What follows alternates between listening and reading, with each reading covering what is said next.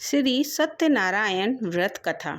जय श्री कृष्णा दोस्तों, आप सभी को वट पूर्णिमा की हार्दिक शुभकामनाएं। आज हम सुनेंगे सत्यनारायण भगवान की कथा। कहा जाता है इस कथा का पाठ करने से व्यक्ति को 1000 यज्ञ करने के बराबर पुण्य मिलता है। सत्यनारायण व्रत कथा में भगवान विष्णु के सत्य स्वरूप के बारे में बताया है। इस व्रत का पाठ करने से घर में सुख समृद्धि का वास होता है और भगवान विष्णु की कृपा बनी रहती है।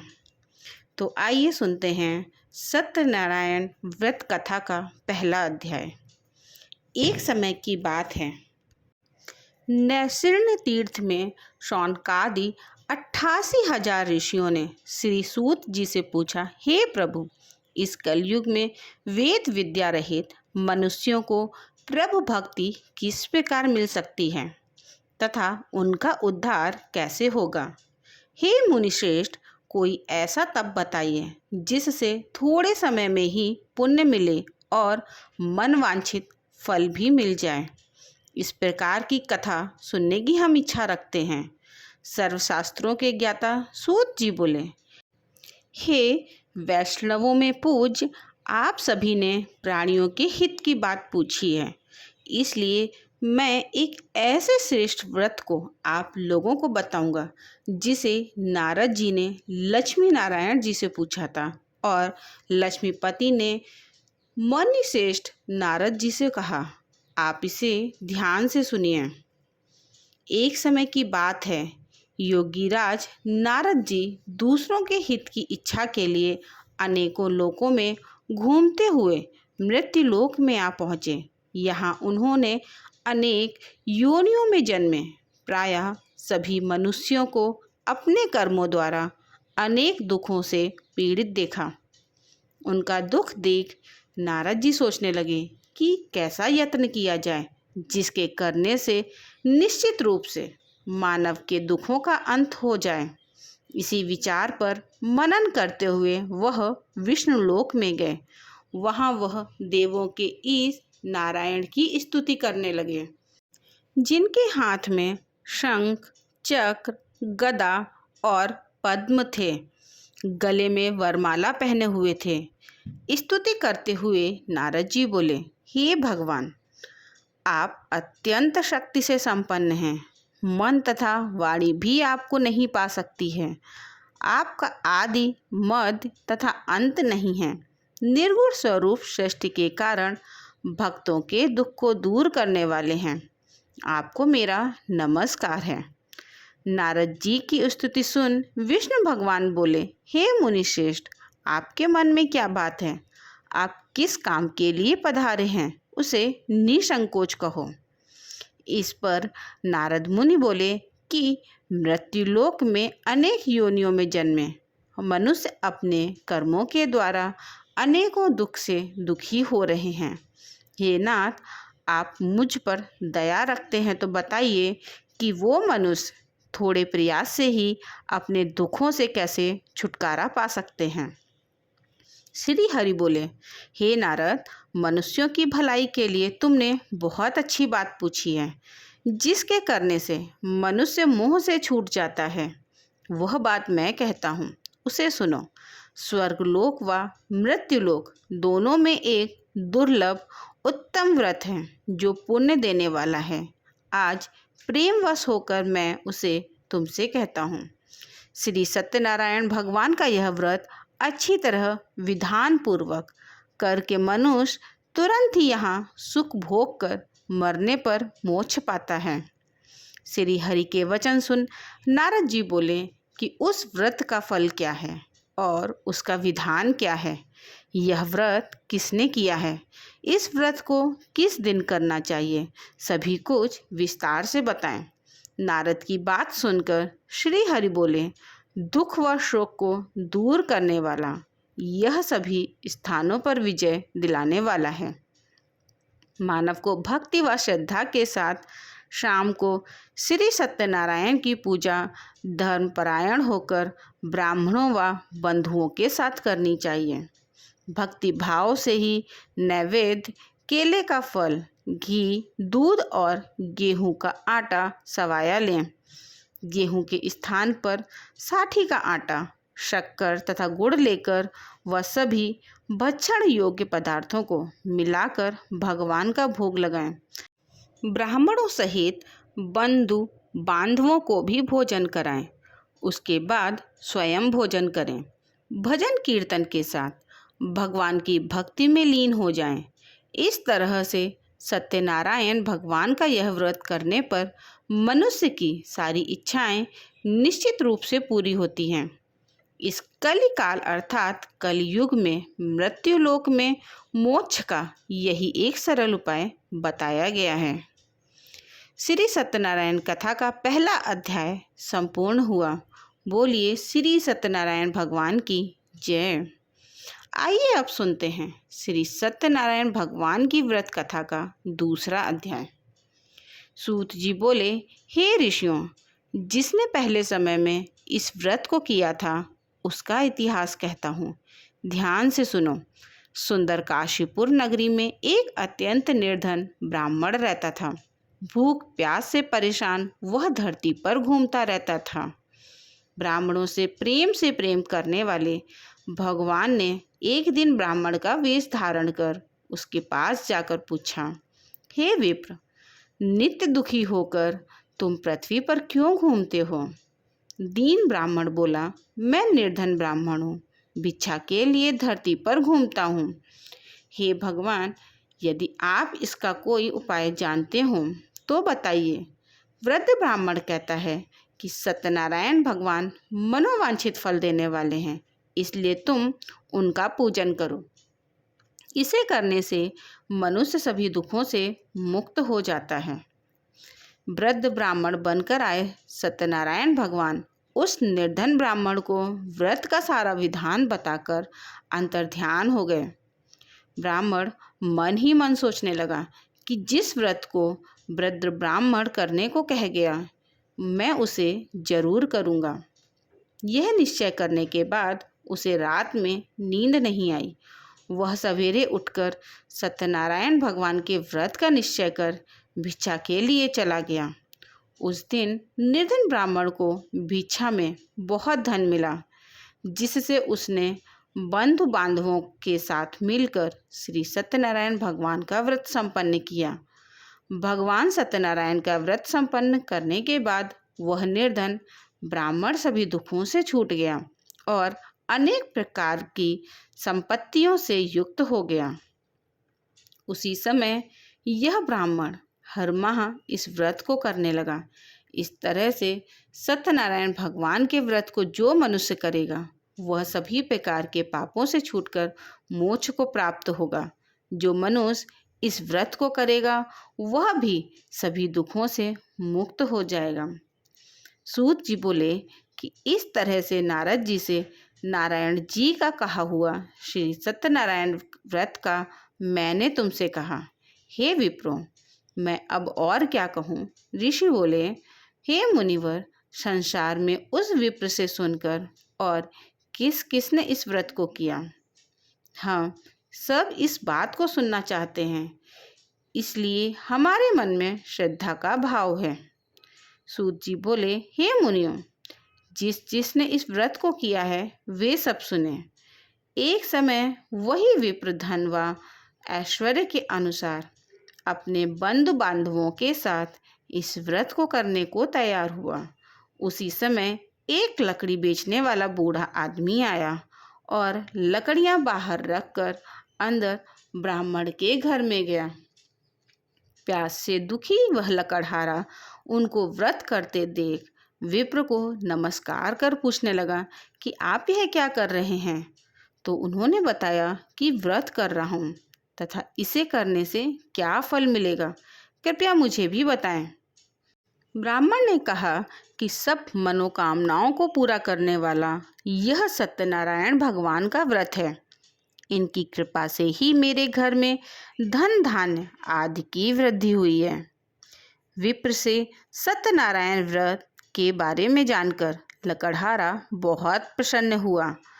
चरणामृत लेकर वह प्रसाद खाने के बाद वह अपने घर गया लकड़हारे ने अपने मन में संकल्प लिया कि आज लकड़ी बेचने से जो धन मिलेगा उसी से श्री सत्यनारायण भगवान का उत्तम व्रत करूँगा।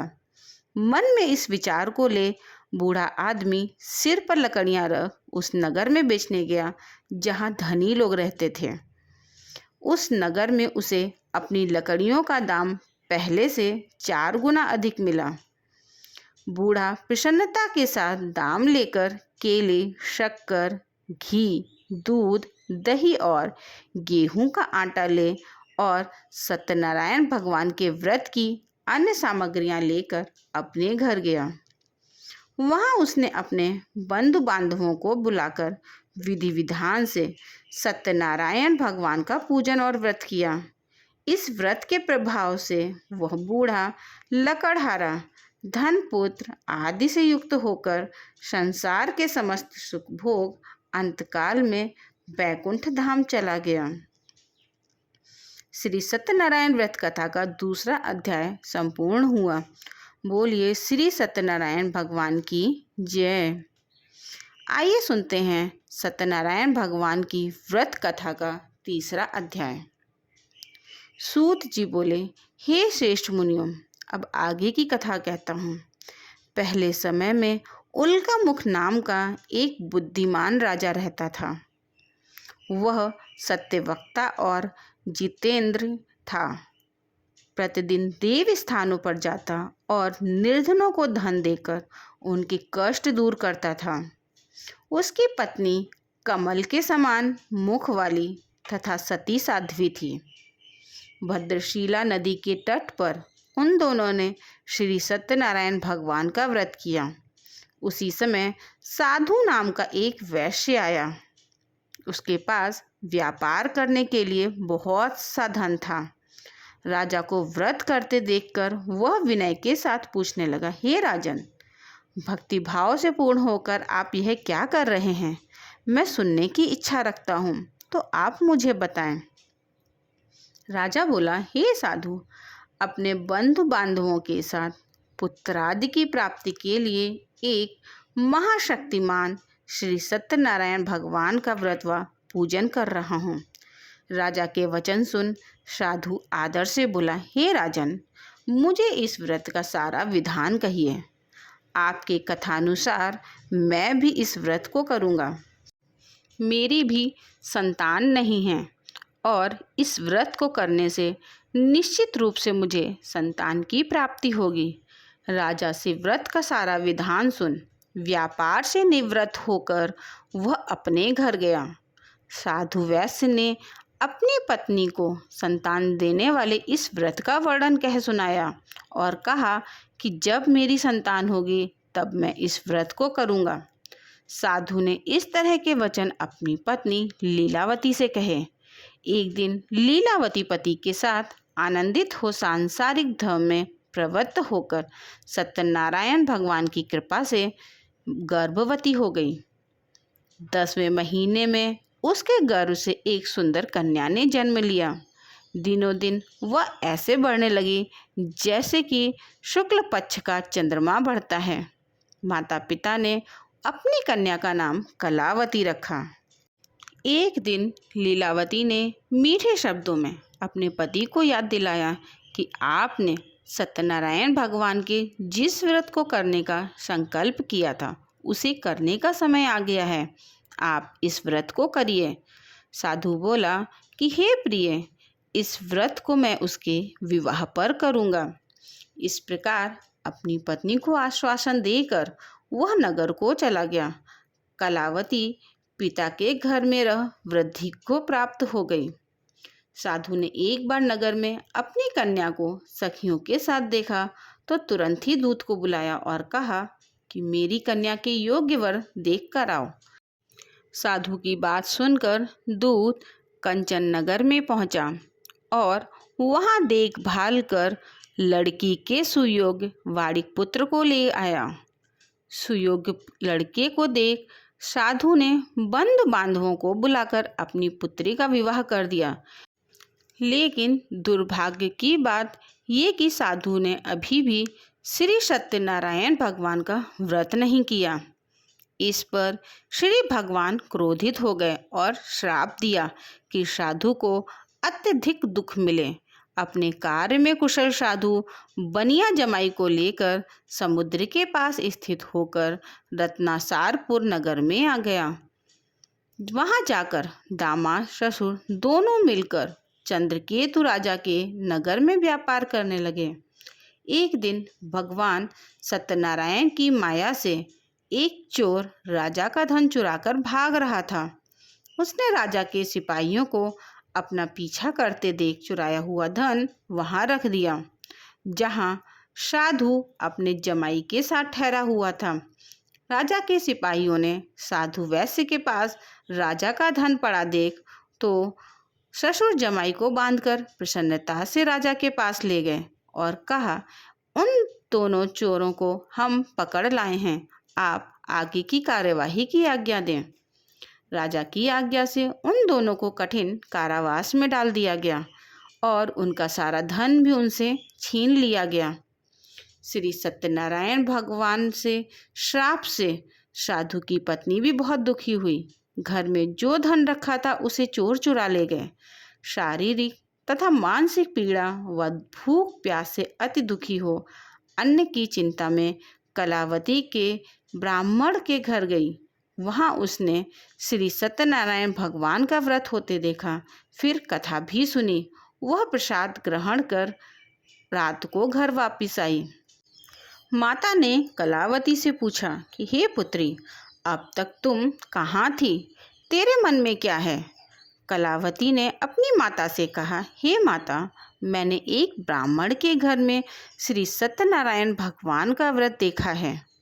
कन्या के वचन सुन लीलावती भगवान के पूजा की तैयारी करने लगी। लीलावती ने परिवार व बंधुओं सहित सत्यनारायण भगवान का पूजन किया और उनसे वर मांगा कि मेरे पति तथा जमाई शीघ्र घर आ जाएं। साथ ही यह भी प्रार्थना की कि हम सबका अपराध क्षमा करें। श्री सत्यनारायण भगवान इस व्रत से संतुष्ट हो गए और राजा चंद्रकेतु को सपने में दर्शन देकर कहा कि हे राजन, तुम उन दोनों वैश्यों को छोड़ दो और तुमने उनका जो धन लिया है उसे वापस कर दो। अगर ऐसा नहीं किया तो मैं तुम्हारा धन, राज व संतान सभी को नष्ट कर दूंगा। राजा को यह सब कहकर वह अंतर्ध्यान हो गए। प्रातःकाल सभा में राजा ने अपना सपना सुनाया, फिर बोले कि बड़े पुत्रों को कैद से मुक्त कर सभा में लाओ। दोनों ने आते ही राजा को प्रणाम किया।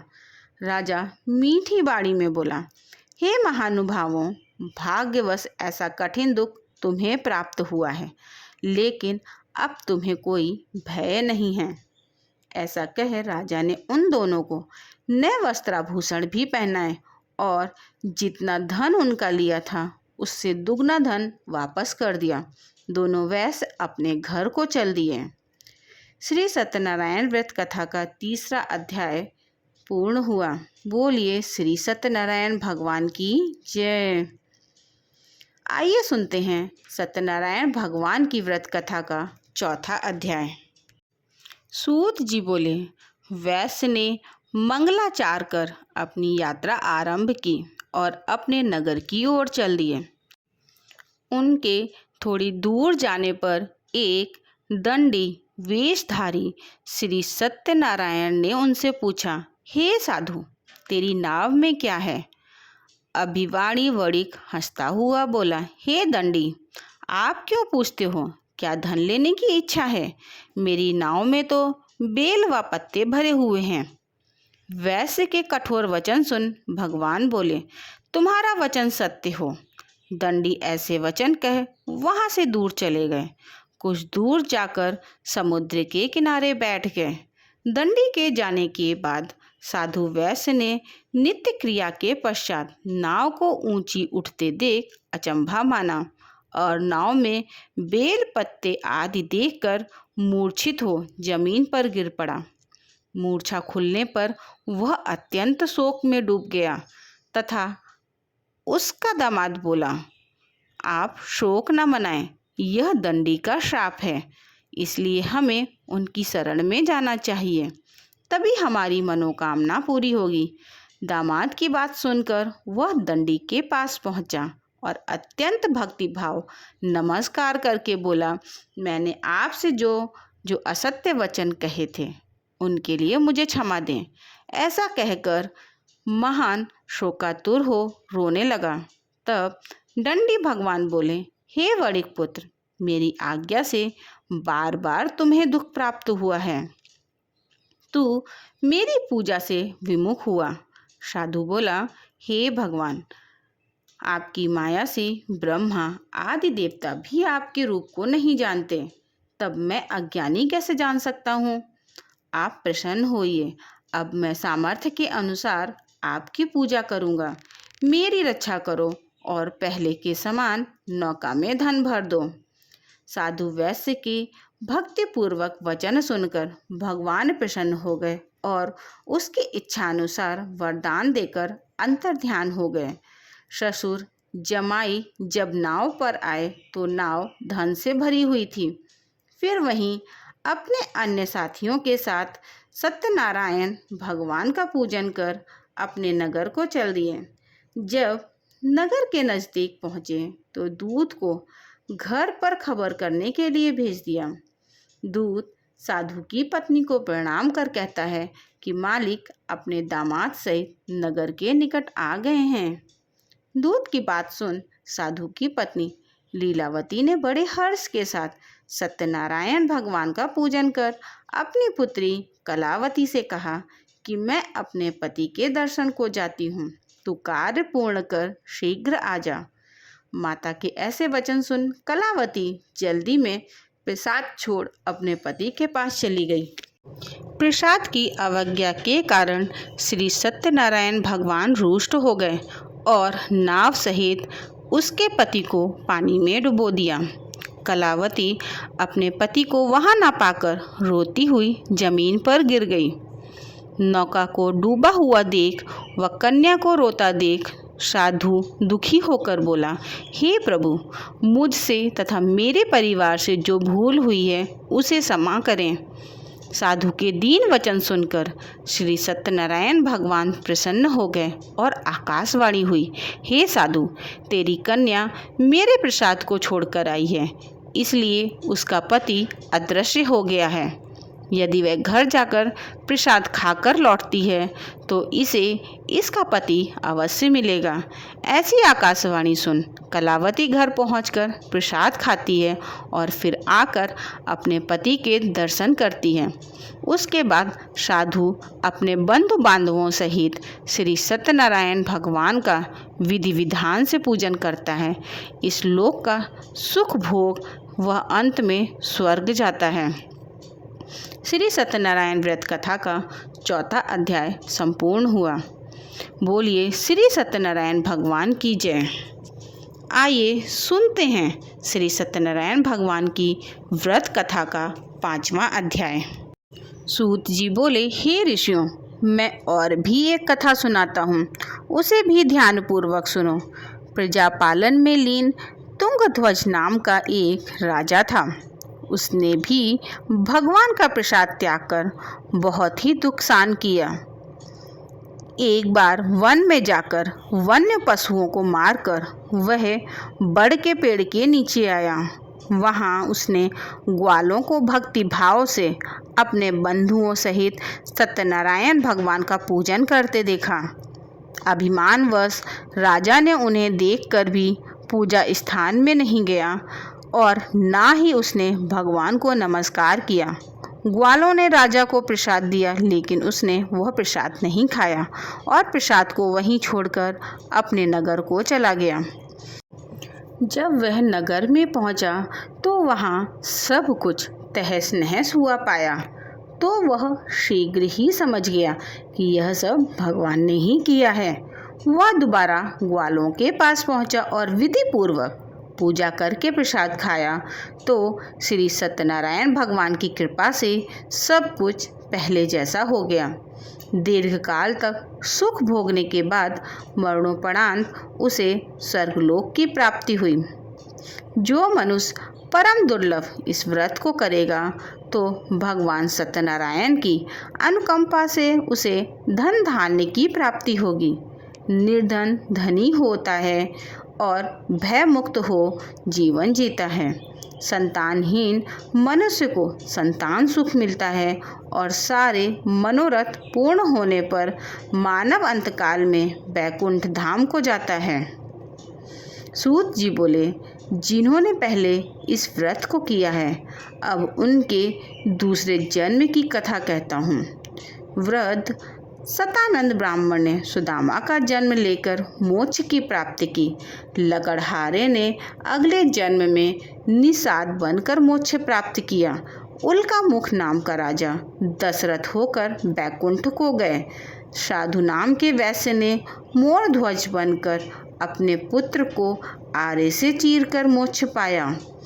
महाराज तुंगध्वज ने स्वयंभू होकर भगवान में भक्ति युक्त हो कर्म कर मोक्ष पाया। श्री सत्यनारायण व्रत कथा का 5वां अध्याय संपूर्ण हुआ। बोलिए श्री सत्यनारायण भगवान की जय।